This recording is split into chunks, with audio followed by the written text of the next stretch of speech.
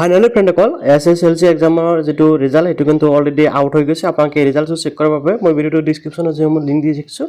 যিকোনো এটা লিংকত ক্লিক কৰি আপোনালোকে ইয়াতে আহিব মই ফাৰ্ষ্ট লিংকত ক্লিক কৰিলোঁ ইয়াতে চাওক দেখিবলৈ আছে ইণ্টাৰ ৰুল মই ৰুলত ক্লিক কৰিলোঁ ইয়াতে ৰুলটো এণ্টাৰ কৰিব লাগিব ৰুলটো এণ্টাৰ কৰাৰ পিছত নাম্বাৰটো এণ্টাৰ কৰিব লাগিব তো মই দুটা বহাই আপোনালোকক ছাবমিট কৰি ৰিজাল্টটো চেক কৰি দেখুৱাই আছোঁ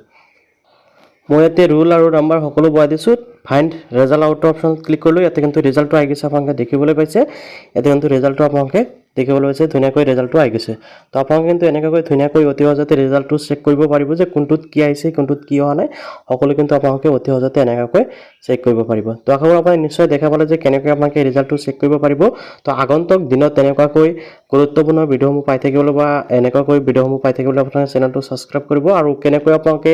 ৰেজিষ্ট্ৰেশ্যন অনলাইনত যিহেতু আপোনালোকে যিসকল নেকি ছাত্ৰ ছাত্ৰী এক্সাম দিছে সেইসকলে কিন্তু অনলাইনতে দৰ্পণত ৰেজিষ্ট্ৰেশ্যন কৰিব লাগিব এই বিষয়সমূহ জানিবলৈ আপোনালোকে চেনেলটো ছাবস্ক্ৰাইব কৰি ৰাখক মই নেক্সট ভিডিঅ'সমূহ দেখুৱাম যে আপোনালোকে কেনেকৈ এইসমূহ ৰেজিষ্ট্ৰেশ্যন কৰিব পাৰিব